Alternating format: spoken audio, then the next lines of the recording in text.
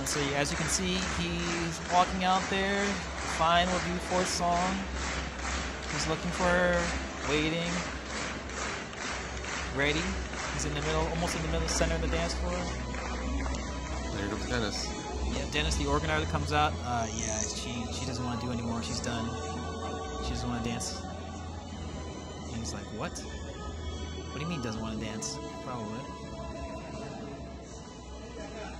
And so she waves him off, and now he starts berating her. Come here, no. Like, get over here. We're gonna dance this. And then she says, no, I'm not dancing with you. And he storms off. And Dennis embraces her. And then she bows, and that was the part where everyone clapped.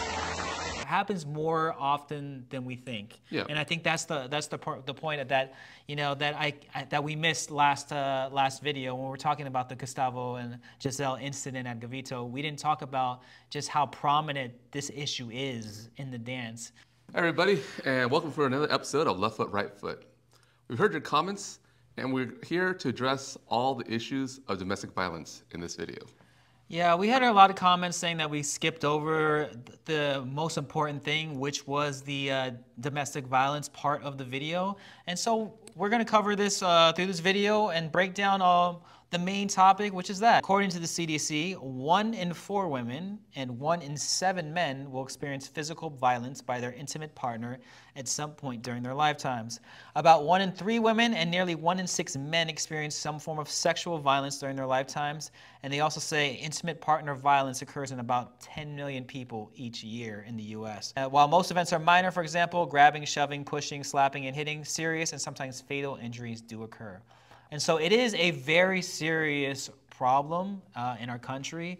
It happens, and it happens quite frequently. And this is not even including some of the situations that go unreported. This is so prevalent, especially with the main sectors of entertainment. When you look at sports, for example, my favorite team, the Dodgers, they had one of their star pitchers arrested and charged with felony domestic violence, and he's no longer in Major League Baseball. He's off the team and out of the league. And we also saw it recently, Dancing with the Stars. If we were talking about dance itself, one of the main dancers in Dancing with the Stars, Artem, was just accused and charged with domestic violence. It's a culture where domestic violence does happen. And when we think about Argentine tango, we also think about how it plays out a lot amongst couples in tango. And yes, it does happen a lot. Again, a lot of those cases are unreported, and a lot of the times where we hear it is mostly just accusations. We never get the convicted felon. It's very rare, and so I think that's why the Gustavo Giselle incident at Gavito, when we covered it, is such a big thing, because now we have a face for a possible springboard of domestic violence. Just given the partner dynamics in tango.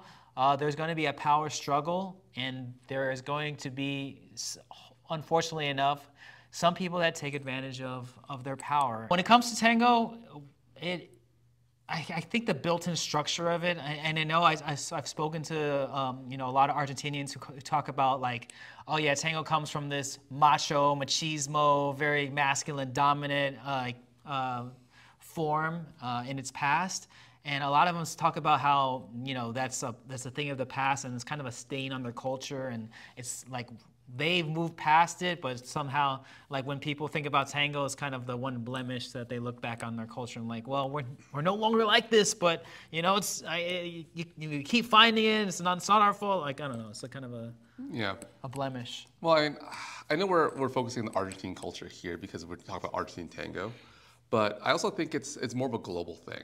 Whenever there's someone that has power over someone, most likely they're going to use it, and sometimes they're going to abuse it. I think it's more of a scarcity power thing. And what I mean is because there aren't so many men in tango, and just because there aren't so many men, that also means there aren't so many experienced leads, that a lot of times, like, because of the scarcity, they are more in demand and they get away with a lot more. So it's easy, because of that, it's easier to be in a position to be corrupted because of the circumstances. There is somebody that dictates kind of how the sequence of events goes, right? How the dance unfolds, and it comes from the person that's, you know, suggesting or sending the impulse to do something. They have some form of, you know, control in a way, and I feel like that dynamic somebody could also take advantage of. Yeah, right? definitely. And usually, it's mostly men who lead, right? There are exceptions, and it's mostly women who follow. And so you get this dynamic where, you know, men put in charge, given power of being a lead, sometimes can take advantage of this dynamic, both, you know, in the dance or behind closed doors, right? Yeah, and also like, you know, a lot of domestic violence or a lot of corruption doesn't really get reported. And when it does get reported, I mean, from being an organizer, I've had to deal with certain situations of allegations of sexual assault, allegations of violence, and generally, as an organizer, you know, we rely on the legal system, like because, you know, like as an organizer, I don't know all the facts. I don't know what's going on. Someone just pulls something up and say, I want this person banned. And it's like, okay, well, let's try to mediate and find a middle ground. But ultimately, I'm relying on the legal system. So I've always encouraged people to make a police report, make a statement, go through the legal system. Because when you talk about violence is it's actual legal, it's a criminal offense. Yeah. And, you know, like a business doesn't have, or we're not equipped to deal with criminal offenses. That's what the legal system's there for. Well, we see people taking measures in their own hands. We've seen organizers ban people based on allegations. Yeah. And so, I mean, and I think a lot of people celebrate that. And I guess, like, I can see it, right? So I guess, like, it's unfortunate, right, that you get accused of something. What if you're not, you know, what if you didn't do anything and now you're banned of the thing that you love? I kind of hate that. But I also kind of get that, yeah, maybe, like, you're banned until cleared. Well, that kind of does make a little sense. It does make a little sense, but sometimes, like, I've been in a situation where I was asked to ban somebody even after the person admitted to me that nothing happened. You know, so the accuser actually admitted that nothing happened. She just felt uncomfortable. And then I said, hey, you know what? We had an agreement. We're going to split you two because you have issues, you have issues with each other. So, you know, you get 2 days, he gets 2 days in the month. But I was still asked to ban this person, and I'm like, I can't do that because nothing actually happened. And even after that, I got nailed for being an unsafe place for women. So I don't want to skirt the issue here. We know that there are definite cases of physical violence, domestic violence. It does happen. I talked to some of my friends that are in tango, and they have mentioned in like previous relationships that they were physically abused. It happens more often than we think. Yeah. And I think that's the point of that, you know, that we missed last video when we were talking about the Gustavo and Giselle incident at Gavito. We didn't talk about just how prominent this issue is in the dance. And so, yes, we'll focus on it. And a lot of you made requests that said, well, how come you guys didn't highlight and spotlight the things, the manhandling and the abuse that Giselle was taking from Gustavo? And so we will examine the videos for ourselves, because you know, we take your advice. We'll look at the videos and break down some of the things. All right, so we're gonna start with the part of the video that we didn't get to show because I couldn't find it, and we actually found it.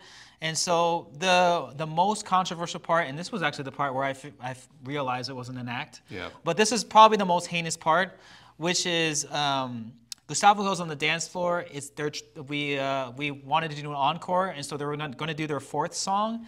And so he goes out there, and Giselle does not go out there, and he becomes really heated when she doesn't come out. And we'll play the video. So as you can see, he's walking out there. Fine, we'll do fourth song.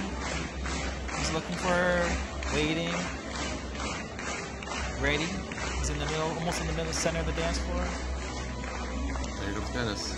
Yeah, Dennis, the organizer, comes out. Yeah, she doesn't want to do anymore. She's done. She doesn't want to dance. And he's like, what? What do you mean doesn't want to dance? Probably. And so she waves him off, and now he starts berating her. Come here, no. Like, get over here. We're gonna dance this. And then she says, no, I'm not dancing with you. And he storms off. And Dennis embraces her. And then she bows, and that was the part where everyone clapped. Right? So just so you know, that part where she bowed was the reason why we applauded. The people in attendance. And so, yeah, that was the most heinous, because what you didn't also see in this video, because it captures, again, videos have certain angles, and so the people that were there have certain angles of where the positions where you were when this event happened. You couldn't see in this angle him walking off and mouthing and yelling the things the obscenities that he was saying. That was the worst part, because that was actually, you could hear what he was saying. I was there and I heard what he was saying. It was something along the lines of like, Like, should repeat it? Yeah, I probably shouldn't repeat it, but it was very vulgar. It was directly directed at her for not continuing the dance, and he was obviously very angry and very pissed off, and it directed that towards Giselle. And a lot of people heard that, and that's why a lot of people were very upset. And so when I was talking about on the last video where we were saying I didn't hear any profanity or anything like that, this part I did hear, right? Because this is when they weren't dancing, right? But when they were dancing, they were speaking very indistinctly and on a very low level. But in this case, he was yelling and shouting, and this is the worst part of the video. This was totally uncalled for. Like, he didn't need to reach this point. No matter what was, no matter what the scenario was, I think he could have handled it a lot better. And so this was definitely the most critical part that a lot of people criticized Gustavo in this point. The next day when she was performing for the group, right, we all, because of what tremendous kind of moxie that she just displayed in that crisis of a situation, everybody was on her side and supporting her, and so we showed our support by giving a stand ovation like this.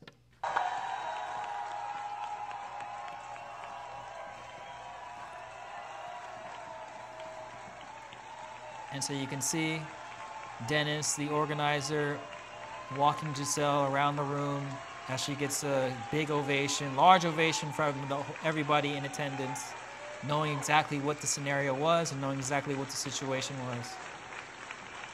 And so, yes. There we go, full embrace. There's Tanya, the other one. But now on to the thing that a lot of you requested. And so, judging by your messages, we were like, well, okay, well, why didn't you focus on the manhandling? So let's look at the video. Some trouble on the colgadas here. You can see there's some issue there. Maybe that leads into some frustration. And this part right there, it was that part that a lot of people talk about, which was the error, the mistake that was made, and that triggered more of a response. And you can see that he starts becoming a little bit more vocal of his frustration after that, right? You can see right there that he starts talking to Giselle.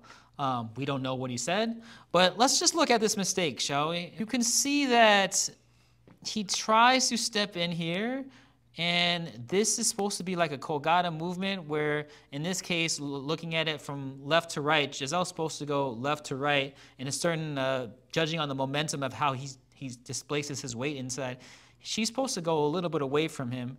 But because she holds the pose straight up and holds her axis straight, she does not move her axis a little bit an angle to the right.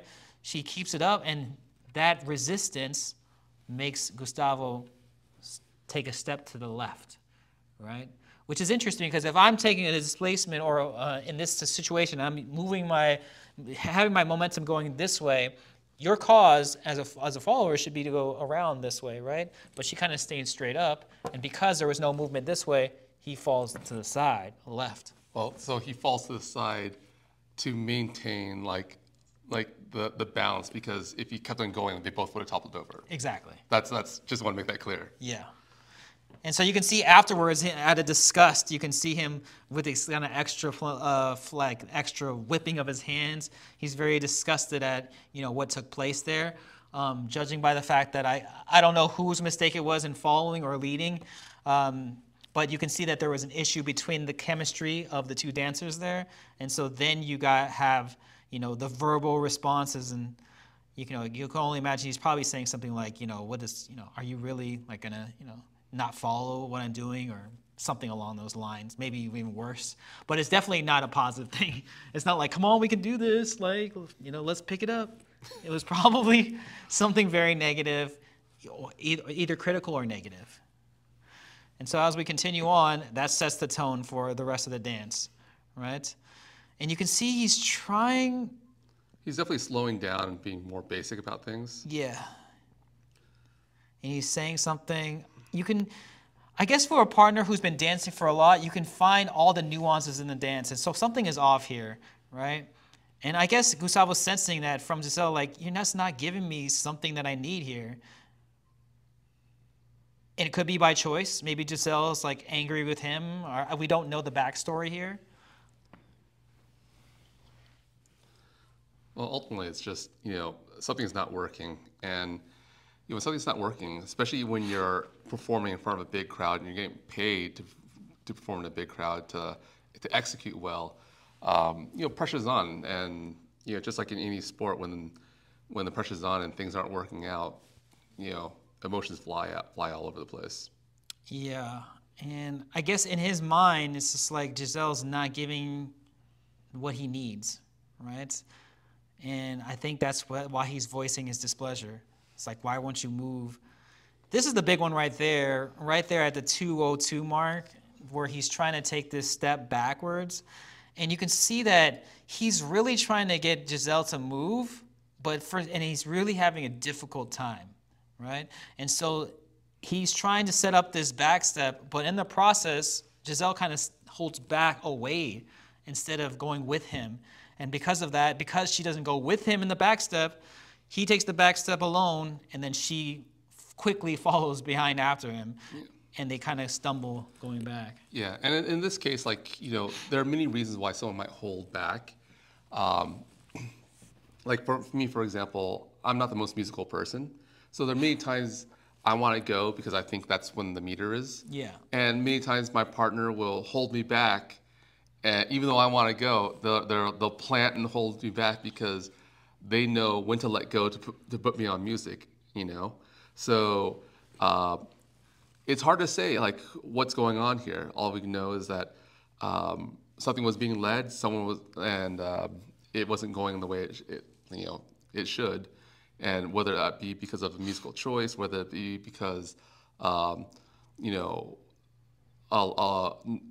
the lead wasn't clear, or if whatever it is, it's just the execution was bad.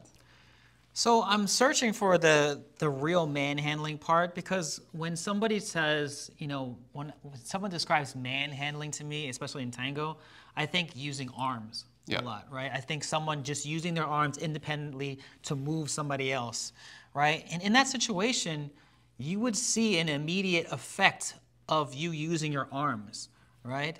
And I'm just not seeing it. Like, I don't know if it's just me, but I'm just not seeing a visual thing where he's just using his arms. Well, not yet, at least halfway through the dance.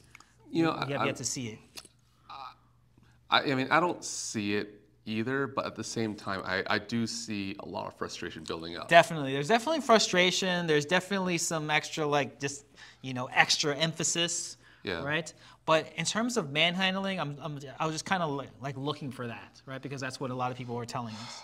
Yeah, and it's hard to, because everyone's got it's manhandling is a subjective thing, unless of course like you're the victim of manhandling because it's like, oh, my back hurts or something, Right.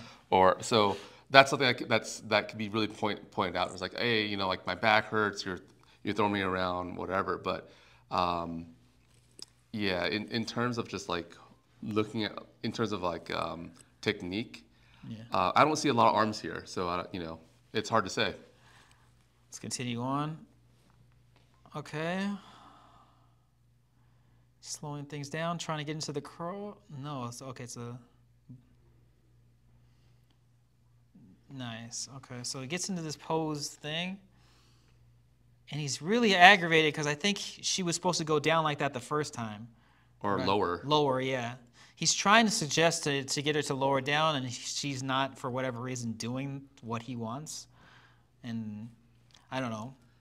It's possible miscommunication. Maybe like he's already stressed out already that he can't relax his arm because to lower down, like I mean, the way I was taught to lower people down Yeah. is you relax your arm, so there's more elasticity to actually go down. Yeah. Right. But if you're already If you're stressed, tensed. yeah, if you're already tense, because like for me, like I'm not talking about performance, but when I do something new, I Tense up, you yeah, lock I up. tense up, my shoulders rise, and and when my shoulders rise, my partner's shoulders rise, and everything just fall. But this is Gustavo Naveira. This is yeah. You think that he's yeah. No, I'm just saying like I'm just saying like if he's already like if something's already setting him off and he's building tension in his shoulder, Right. maybe he can't release and he wants it's like go down, but like I don't know. I mean, even maestros have a bad day, right? I mean, like It's true. Definitely was a bad day. I mean, I'm talking about bad day as in execution, not bad day as in like Yeah. like you know. Okay, and so you can see now he's Yeah. really exerting a lot more power. So this is, I guess, this is what a lot of people were focusing on, and this extra just like jostling around, and yeah, this is very evident now. And now you can see a little bit of the hand movement and shaking thing. But there seems to be like no direct impact on Giselle, which is amazing, right? To hold that kind of stalwartness. Yeah, and also like just basically to take that much, you know, jerky movements and like aggressive movements And just absorb it or something. yeah, that's definitely a skill in itself, and yeah, she's doing great. Okay. Here, the timing is very off, and he's very frustrated. And so now you can see a little bit of this. And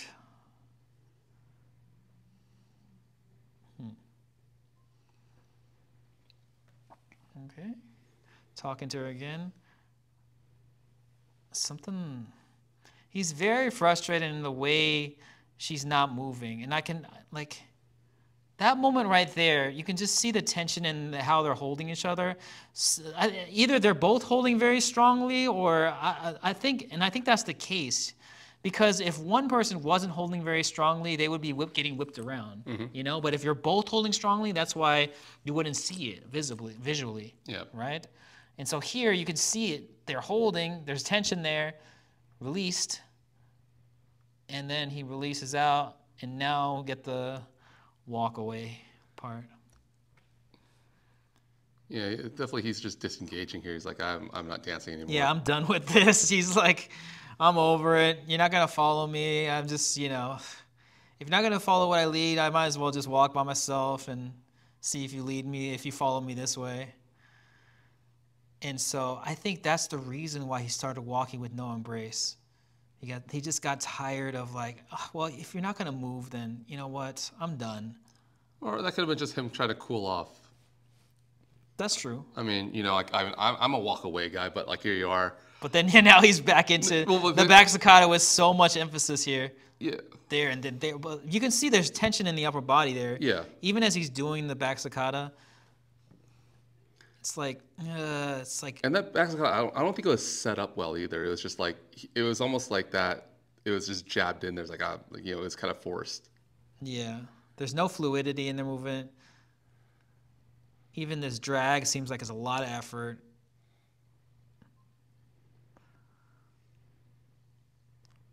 Yeah, this here just seems like there's so much tension now. You can see it between the two.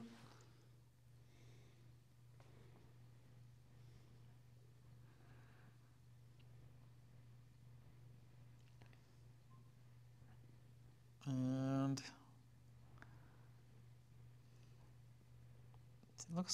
this part looks okay. And yeah, the ending pose. She doesn't. In this end pose, Giselle's supposed to go. He's trying to lead her to go down as an ending pose, and I don't know who's not doing what, but they just kind of stand there and frozen, and he's just like, whatever. You're not even going to do the ending pose. I'm out of here. And so now he's cursing at her, and yeah, storms off, and yeah. Here's a hot take. I know I'm probably gonna kick myself in the butt for this one, but we agree that there's manhandling and aggressive movements, right? Sure, there's definitely that. But It's evidence, obvious. where's the line between manhandling and abuse?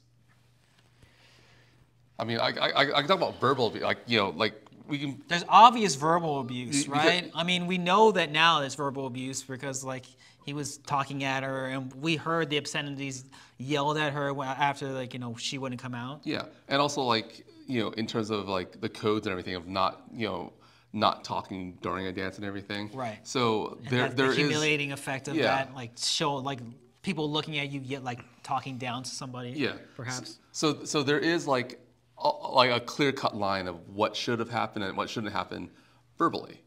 But in terms of like we're, you know, manhandling, in terms of, you know, aggressive movements in the dance versus abuse, like that to me, like I don't know where that line is. So I mean, I guess my question would then be, does that make every bad leader, I mean bad as in like a person who doesn't lead well, maybe they lead with their arms, someone who's inexperienced, like, does that make them, like, when we call this abuse, does that make them abusers also, just because they're inexperienced? I think some people would say that, well, he knows better, and so this is actual intentional abuse, where I think what you're describing is non-intentional abuse, maybe. Well, but here you see, there's intentional abuse and non-intentional abuse. Yeah. We're still calling it abuse. Yeah. I mean, to me, there's manhandling. Does intentional manhandling equal abuse, or does manhandling period equal abuse? You know, that's. I mean, I think most people would say manhandling in general is abuse. And that's a tricky line. Yeah, and I because- see what you're saying. yeah, because like, what if I just suck? You know? Yeah. And like, just because I suck, I'm now an abusive person. Right. You know, and that's, you know, I mean, granted, like he's a maestro. He like, you know, when you become more experienced and you're better, and like, especially we have a title of maestro, you know, you shouldn't have to default to such tactics. I can definitely say that, you know, Gustavo definitely reacted poorly. I think his behavior speaks for itself. But I will say that, you know, I won't say that there's two, like I said, I think there's a cause and effect. And I think that, you know, just to put all the blame on one party in this situation is kind of doing the scenario a disservice. I think now looking back and breaking down the videos, we can see that there is some reasons there for why some certain behavior occurred. And I don't think it's wrong to question that, right? I'm not saying that, you know, like that he wasn't forceful, because he definitely was, right? And I'm not saying that, you know, that how he acted is justified, because I definitely don't think it should have been that way. I think he definitely acted poorly, especially at the end of the third song when she wouldn't come out and he was yelling at her and you know, publicly humiliating for her in front of the audience. I thought that was really terrible. But I will say that I think that there is like a balance with this, right? There is some things to be said, and that I wouldn't qualify Gustavo Naveira in this circumstance as a, you know, abuser. Right? Yeah, That's like I think that's just totally over the line, given just what we saw. Like now, I'm saying, did he cross some lines? Sure, right? Could he possibly be an abuser behind closed door? Maybe.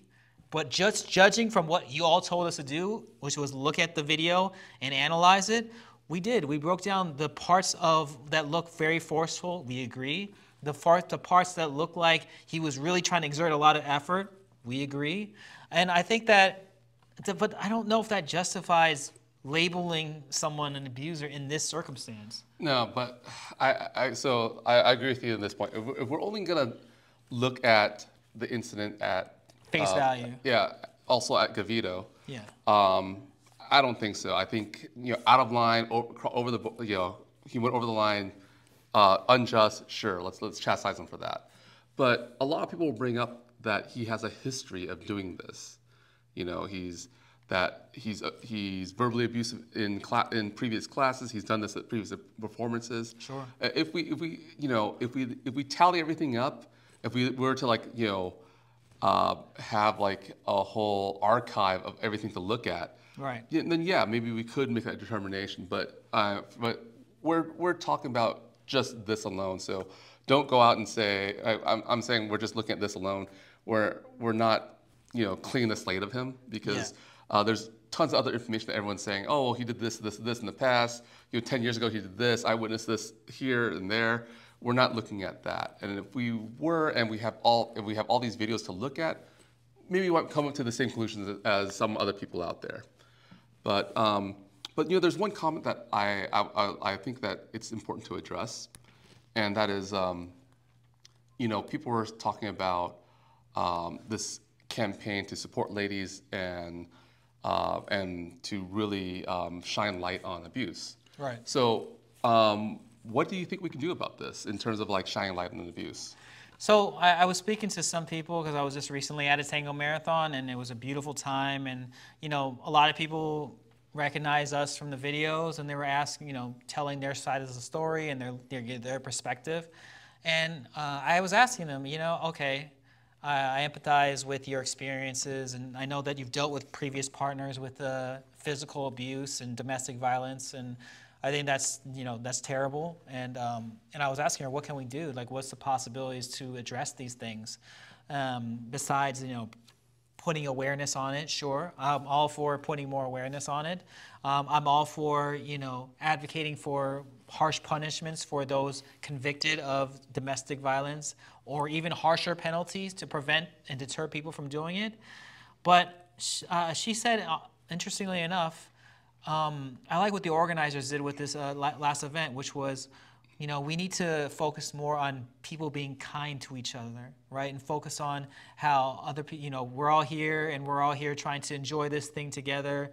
And it's a celebration of life in a way where we treat and take care of each other. And that message itself maybe, will help maybe deter or maybe lessen these kinds of situations from occurring, instead of the a back and forth kind of like, let's eliminate like these people against these people. What if we kind of embrace the that we can care for each other, and that it's possible to resolve things in a more civil way. Yes. Mm-hmm. All right, that's cool. But then some people might say, oh, well, that's just sweeping it under the rug.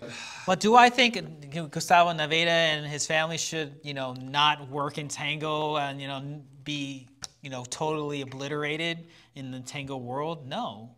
Right? I think that these incidents, of course, of what we explained, all the negative things that he did, but I don't think that justifies being banned from the tango world for one, incident that was unfortunate, that happened, and that's regretful. I don't think so. Yeah. It's just my opinion, but. Okay. And there's another thing I want to also point out, and I've mentioned this in the last video, but I don't think I highlighted it enough, and that is when something happens to a partnership, like a couple, the whole couple gets punished for it. Yeah. So because in this instance, like I think was it Austin that dropped them, or there was another festival that actually dropped them. Yeah, they got